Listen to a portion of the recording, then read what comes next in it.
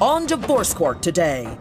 After less than 2 years of marriage, this couple is headed out the door. Trivia claims her husband will drop her like a bad habit if his homeboy calls. And Chris says his wife is suffocating him. Trivia Boone and Chris Boone have brought their dispute for Judge Lynn Toler to resolve. Testimony in divorce court starts now. Mr. and Mrs. Boone, you have been married how long? 2 years. 2 years. You've got a little boy on the way there, and you're concerned. You're worried that you, in fact, aren't going to make it, even if you are having a baby at this time. And by the way, I want to just applaud you for getting it in the right order. Married, then baby. Loving it. just loving it. What seems to be the problem? Yeah, and I just feel like my husband, Christopher, is very inconsiderate. He didn't start off this way. You know, he was always sweet and caring and very charming. And then it seems like once we got married, a little over a year ago, we moved to the South Side, which is where he is originally from. We're actually staying in his mother's old house. Yes, South Side of Houston. And his friends all still stay in that area. And it seems like since we've moved there, I don't have a husband anymore. He's never there. I'm always by myself. You know, we'll make plans to go somewhere, and somebody could call him and invite him over, and he'll just cancel on me. He's gone. Nowhere to be found. Mr. Boone, step back just for a moment. Take a deep breath and think about it. Now that you have moved back into your old environment, have you kind of left your wife a lot and run around with your friends as if you were once again single? It's not that bad. It's not that bad. Not that bad. It's a little. How bad is it? I mean, well, about 4 times a week, Your Honor, at least. I brought it down. I admit it was a little overboard, maybe 4 times a week, but I brought it down a bit. Maybe brought it down twice. to what? Twice a week. Twice a week. Now, how many times do you take her out every week? Maybe once. Maybe once. That means none. Because if it was once, you'd be saying, yeah, I take her out every week. But it's not that, right? Right. Now, go look at her. She's beautiful. She's having your baby. This is the last 3 months of your life. You won't have some crumb crusher running around asking you for food, money, and diapers. What are you going to do with those 3 months? You know what I mean? Just ask yourself. I'm just going to leave that question floating in the air for you to just ruminate on a little bit while I continue to ask your wife what's wrong with you. Okay. All right. Well, let me ask you this first, Mr. Boone. You say she's very insecure. Why do you believe she's insecure? Constantly going through my phone. I mean, I could tell you about a situation where it got really bad, where I thought everything was fun and games until it turned ugly. We're in the house, we're laid up, having a good time, playing with each other, joking, and she picks up my phone and look through it. I don't have nothing to hide. You go, look through the phone, no problem. And all of a sudden, she gets the phone, throws it, and stomps in the bedroom, just go in the back. So I'm like, you know, I'm still thinking it's a game. I run to the door, hey, baby, what's going on? Hey. You still playing? Still playing, hey. Nothing. No answer, no, hey, how you doing? You did this, you did that, silence. So after a while of knocking at the door and telling her to come on, you know, what's wrong? Nothing. I get nothing in return. So later on, I sit in the front of the TV watching me, and she just storms out the house, and I'm blowing up her phone, texting. What's the problem? Where are you? Where you going? What's happening? Nothing. And she finally come back, but I get the cold shoulder. Ms. Boone, what happened? I got upset because he was talking to other women on the phone. What was he saying? What did you see? There was some text message from a girl saying how she had fun the other night or something like that. And it just frustrated me because it's like, we're staying together. You know, like, what are you doing talking, going places? You never told me anything about it, so. And one thing she left out. What? The date was at least 4 months before we even met. Before we even met. Mrs. Boone, really? Now, let me tell you something. I got women coming in here doing that all the time. You are inviting the very outcome you seek to avoid by letting your actions follow your fears. It's just, you know, he's your husband. He loves you. And don't go inventing stuff. And if you do see something that does concern you, you do what grown folks do. What do grown folks do, Joe? Talk about it. You know, Your Honor, he says that.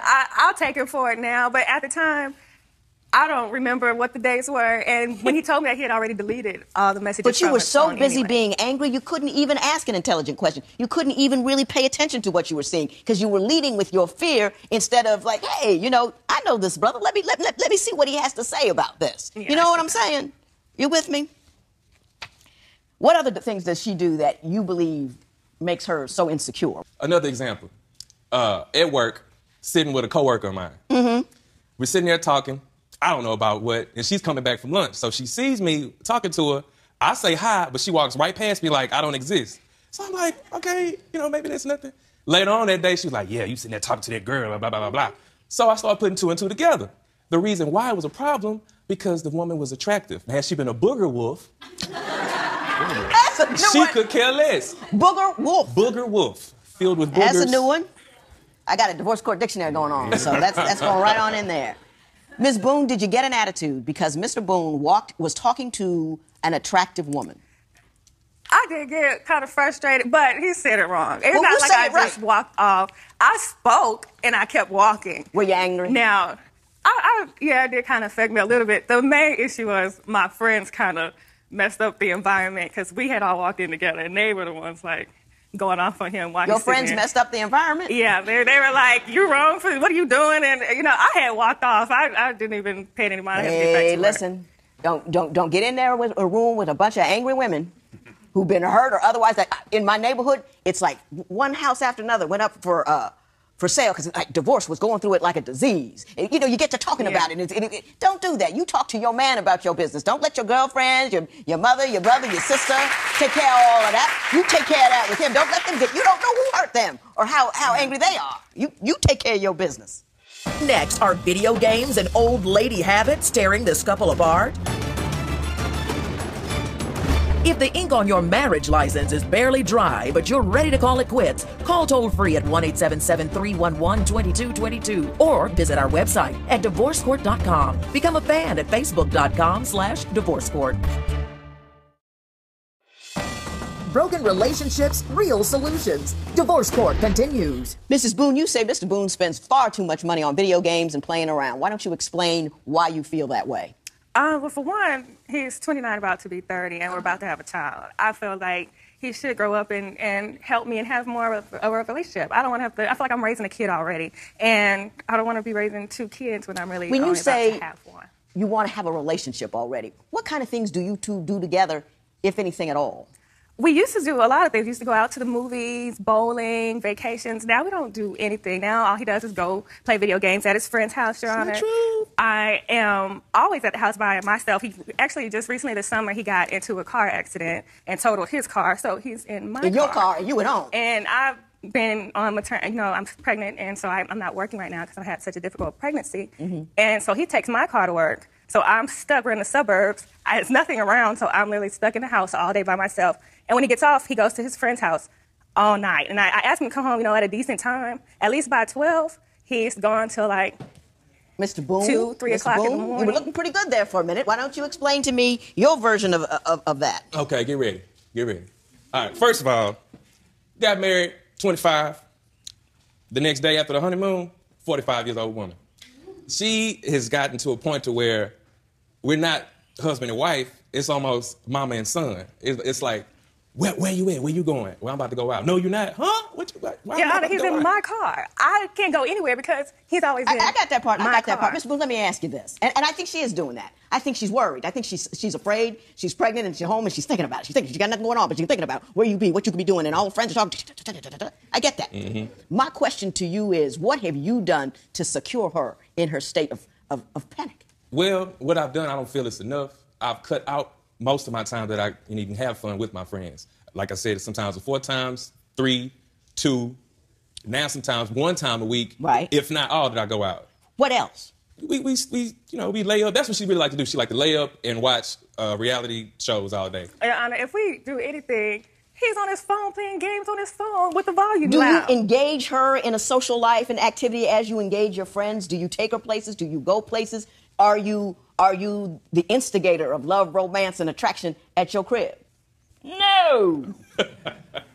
It's a bit of yes and no. And the only reason why I say no is because half the time we don't have the time to do that. I'm at work all day, 9 to 10 hours, working. I come home, house still look the same. And, that's another thing that doesn't get me to be like, okay, well, let's sit down and relax. Let me massage you. Are you taking care of business at home while he's out making money? Clean. If he says it looks the same, it's because it's spotless. It was clean when he left and clean when he came home. I'll give him the fact that about for a week straight, I would not pick up after his dirty clothes because he would not take the time to just put them in the hamper. That's the only thing I ask him to do is put your dirty clothes in the hamper and put your shoes back in the closet. I do everything in the house. I'm there all day, so I have nothing else to do. It's not like there's nothing, like I'm gone all day. That sounds like that's her job.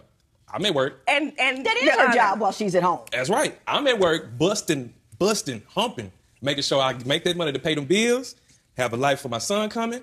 And, you know, when I come home, yeah, she say she clean up a little bit, but at times I could come home, house still look a mess, she's still laying in that same spot. I'm like, When Divorce Court continues, after all the bad blood between them, is money the real reason they want a divorce? Do you agree with trivia that Chris spends too much time with his friends? Call 1-800-282-1991 to vote now and see if America agrees with your opinion. You'll also receive some valuable offers. Call now, 1-800-282-1991. If you would like your case heard on Divorce Court, call us toll-free at 1-877-311-2222 or log on to our website at divorcecourt.com and join the conversation on Twitter at Divorce Court. Divorce Court continues. Mr. Boone, you say Mrs. Boone tries to micromanage your expenses. Why don't you tell me what she's doing to keep tabs on your spending? well, she's like a probation officer, really. What's so crazy, we have she has a bank alert on her phone. She does. So anytime when I may spend money, go out with the fellas, because that's the main part that's the hugest problem when I'm out and I'm spending the money by myself or with other people. I may get a couple drinks, it's my round, and before you know it, I get a call. Somebody, what's this? You just spent about $20 on for some beer. What? I mean, what do you mean? I'm here. You know where I'm at? Why are you spending so much? Why I have to explain myself? I make the money. I pay the cost to be the boss. That's how I feel. But I'm not mean with it. But that's just a fact. That's the fact. Ms. Boone, do you track his expenditures? And when you see an expense you don't like, do you ring him up? I do. I feel, well, for when I was working and going to school full time. And when I stopped, I had to do my prerequisites where we were at the hospital. So I did stop working for that about 3 months. And then I found out I was pregnant. So I was also contributing to the bills, making about the same amount he is. And I didn't trip on little things like that. But right now we're on one income. We are barely making our monthly payments on our bills. We have a baby coming and we need a new car. Now, is that true, Mr. Boone, that things are a little bit tight at the house? Things are tight. Now, wouldn't it bother you if she went out and got some weave, even though things are tight, but she's spending money on things that she doesn't really need just because she wants to do that? Wouldn't that cause you concern? It would. I can't lie about that. It would. But at the same time, it's not crazy. Again, I only go out once a week. He goes out. I'll go out once a week. How much you got saved up for the baby? About 1,000, maybe. Yeah. They go through $1,000 in a month just with all that gear and junk they need. They're very high maintenance people. Yeah. And you got to have more than $1,000. Yeah. I know what's wrong at your house. First of all, I want to say this. I love you people. I say I like you. I don't like you people. I love you people.